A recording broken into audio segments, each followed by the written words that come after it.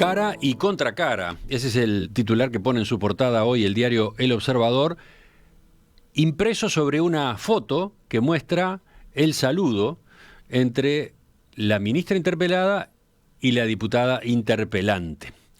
La diputada del Frente Amplio, Betiana Díaz, interpeló este jueves a la ministra Azucena Arbeleche por la política económica del gobierno. Como de costumbre, el llamado a sala fue extenso, sin consecuencias y con pocas coincidencias entre las partes en pugna. Cabildo volvió a marcar matices con sus socios. Sonríen ambas, Arbeleche y Díaz, en esta foto cuando van al encuentro una de otra para el saludo. Más seria, en cambio, aparece Arbeleche en la foto del diario El País en tapa. La coalición defendió uso de los fondos públicos. Ese es el enfoque que muestra la ministra sentada en sala, rodeada de legisladores del oficialismo. Arbeleche reafirmó que el rumbo económico busca ganar más empleo. En el caso de La Diaria, la foto también muestra a Arbeleche, pero caminando rumbo a su lugar en la Cámara de Representantes ayer, seria, pensativa. En interpelación a Arbeleche, Frente Amplio y Coalición discutieron sobre la gestión económica y sus resultados. La oposición puso el foco en la caída del salario real y el aumento de la pobreza, que para la diputada Galán es directamente un saqueo. El oficialismo defendió lo logrado y cuestionó el relato sin sustento, aunque Cabildo Abierto marcó matices. Ya conversamos esta semana en perspectiva, en la previa de la interpelación, con la diputada Betiana Díaz. Esa fue nuestra entrevista el miércoles temprano a cargo de Romina. Hace unos minutos hablábamos con el diputado Perrone de Cabildo Abierto. Vamos ahora a la visión del propio oficialismo. Estamos para eso en línea con el diputado Sebastián Andújar del Partido Nacional. Diputado Andújar, ¿qué tal? Buen día, ¿cómo le va? Buen día, ¿cómo les va? Un gusto. Una primera consideración, a ver, recién escuchábamos al diputado Perrone decir, bueno, las medidas son las adecuadas, las últimas medidas que se anunciaron por parte del Ministerio de Economía, pero entendemos que se podría haber hecho algo más. Y ese fue un planteo que también se escuchó del lado del Frente Amplio, ¿verdad? ¿Usted qué dice al respecto? ¿Por qué no se fue un poco más, a un poco más? Bueno, a ver, primero creo que el sentimiento de todos aquellos que pertenecemos al oficialismo siempre es hacer un poco más. No tengo la más mínima duda, acá no se pueden calificar ni valorizar las intenciones. El problema es que en estos temas yo me animo a decir qué es, a ver, o quién nos puede aclarar qué es lo suficiente. Cuando se habla de pobreza, cuando se habla de salario, ¿qué es suficiente? ¿Qué técnico o qué político técnico viene y nos puede decir esto es suficiente y se tiene que solucionar de esta forma? Entonces, es difícil, a veces es fácil hablar, a veces es fácil tener ese tipo de pensamiento absolutamente abstracto, ese pensamiento indeterminado, donde uno se puede crear situaciones bastante imaginarias, pero llevarlos a la práctica no es lo mismo y el oficialismo tiene la responsabilidad de llevarlos a la práctica. Lo que pasa en el caso de la oposición, lo que plantea es, por ejemplo, en el caso del incremento de las asignaciones familiares, dice 4% de un monto que de por sí es relativamente bajo, ¿no? ¿Eso qué significa en el día a día para una persona? Es muy poco, ¿no? Siempre va a ser poco. Por eso, a ver, yo recalco este fundamento. En estos temas, sobre todo de salarios, en este tema de abatir los índices de pobreza y solucionar el mal pasar de cierto sector de la sociedad, todas las medidas que se puedan tomar se pueden catalogar de insuficientes, porque nosotros todos deseamos que haya más. Y si es el 8% vamos a querer más, si es el 12% vamos a querer más. Entonces, está bien decirlo, yo no puedo prohibir que se puedan expresar esas aspiraciones o esos deseos de que las cosas puedan ir mejor. El tema es que tenemos que aterrizar, tenemos que tener los pies sobre la tierra y hacer las cosas que estén dentro de nuestras posibilidades. Tomar medidas desde el punto de vista económico no puede ser en el futuro un problema para el resto de la población. Entonces, hay que tener seriedad con las cosas que se plantean, no hay que creerse mundos absolutamente imaginados, absolutamente difíciles de concretar, porque si no uno lo que piensa que realmente quieren que ocurran esas cosas pero no desean que pasen desde el punto de vista político, porque se puede pregonar el cuanto más mal mejor. Pero voy a los planteos que incluso recién escuchábamos de Cabildo Abierto. El diputado Perrone decía, bueno, en el caso de la garrafa de Supergas, por ejemplo, ¿no? Hay un beneficio del 50% en la recarga para quienes son beneficiarios MIDES, pero ¿por qué no llevarlo a, planteaba él, los jubilados y pensionistas, ¿verdad? Teniendo en cuenta, y hacía una estimación de cálculo, 4,5 millones de dólares.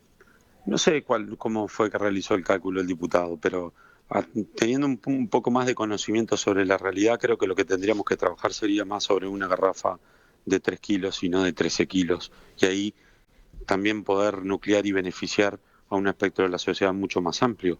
Porque la gente que realmente tiene muchas necesidades no utiliza en gran parte la garrafa de 13. Los jubilados, la garrafa que más utilizan es la de 3 kilos. Entonces, yo sé que el ministro Lema está en ese camino.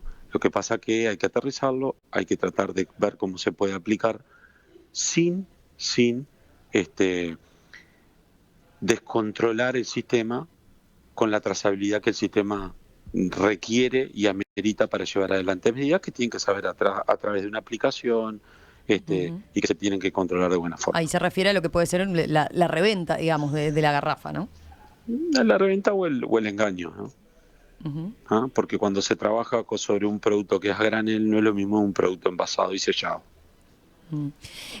Otro punto que marcaba el diputado Perrone, tenía dudas él sí con respecto a la rebaja y eliminación en algunos casos de las tasas arancelarias a determinados productos, como por ejemplo la harina de trigo o los aceites refinados de soja y girasol.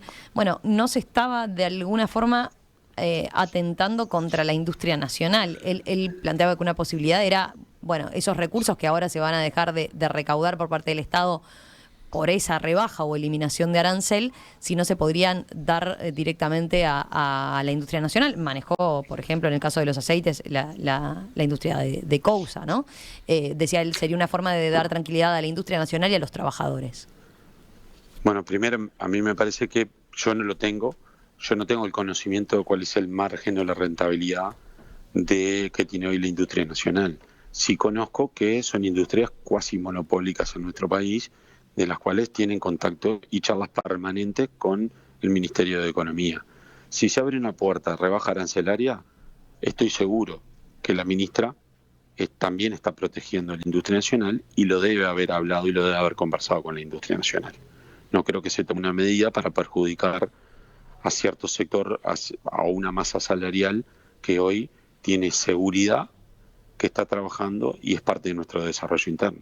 Yo creo que no hay que subestimar cualquier decisión que pueda tomar un ministro de Economía que no lo haya conversado con quienes son los que tenemos que proteger. Y respecto a otro planteo, el del IVA cada vez más focalizado, ¿no? Ya se va por un camino ahora con estos anuncios en el caso de las tarjetas MIDES, ¿verdad?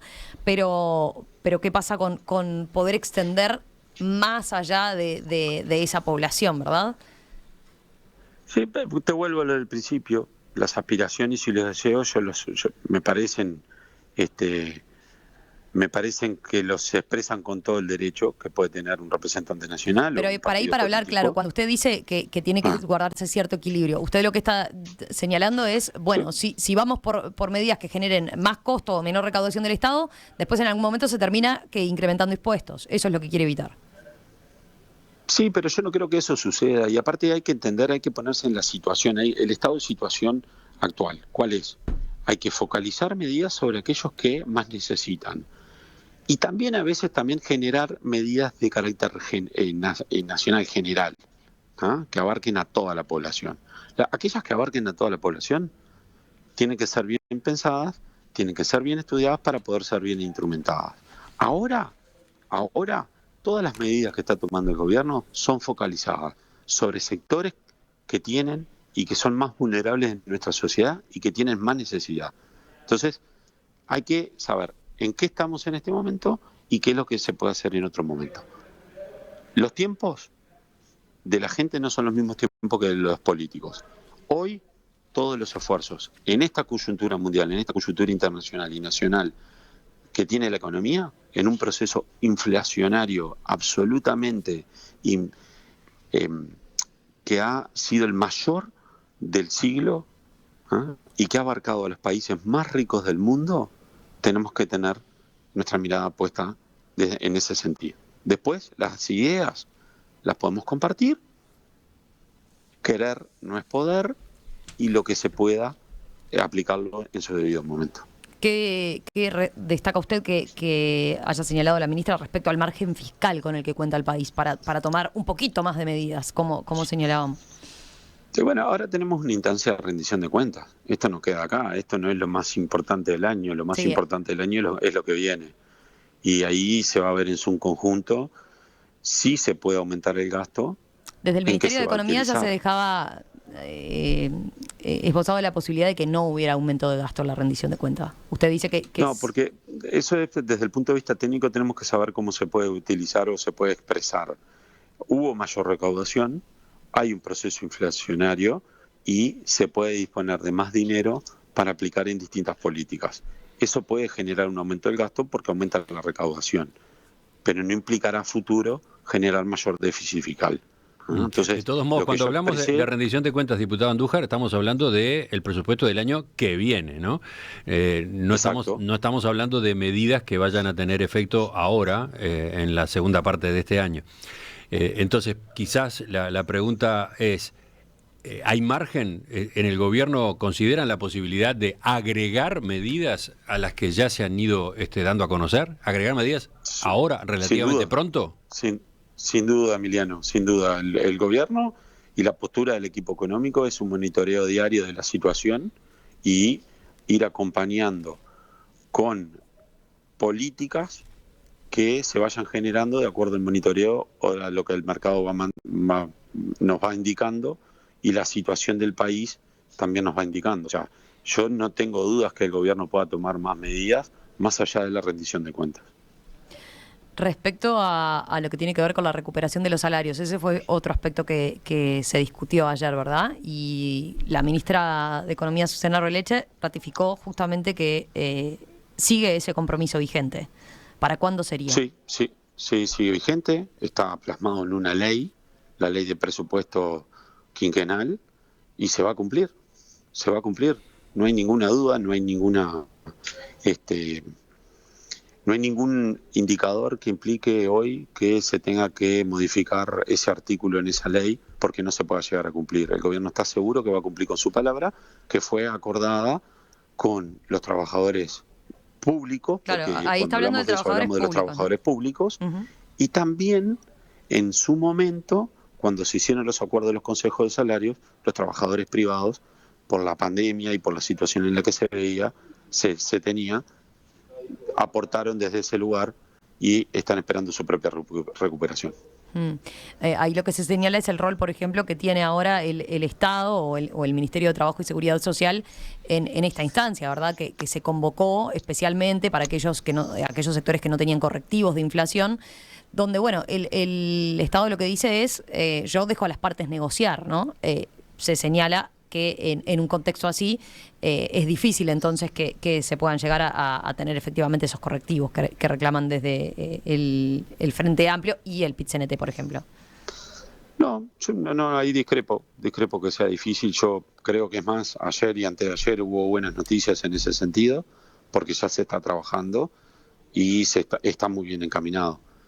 Acá, tanto los trabajadores como los empresarios, y tanto los trabajadores públicos como el gobierno tienen claro de que no tener los salarios ayornados, ajustados, genera un problema.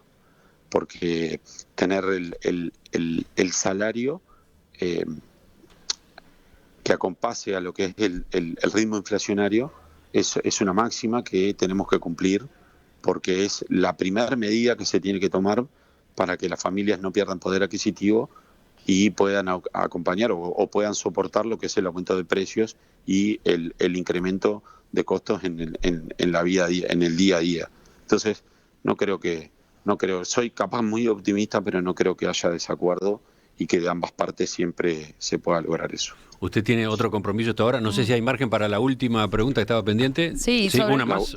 Todavía no me han llamado, así que la última la podemos hacer. Bueno, sí.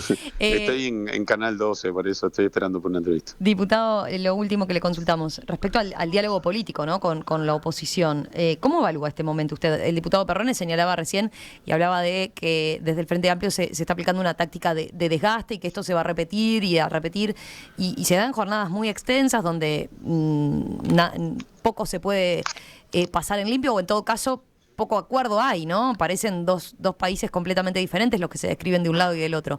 ¿Usted cómo definiría el momento político y el diálogo político concretamente?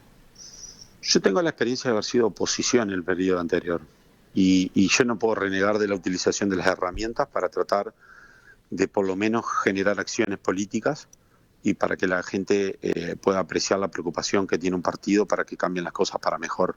O sea, hay que desdramatizar cuando se hacen interpelaciones, llamados a comisión general.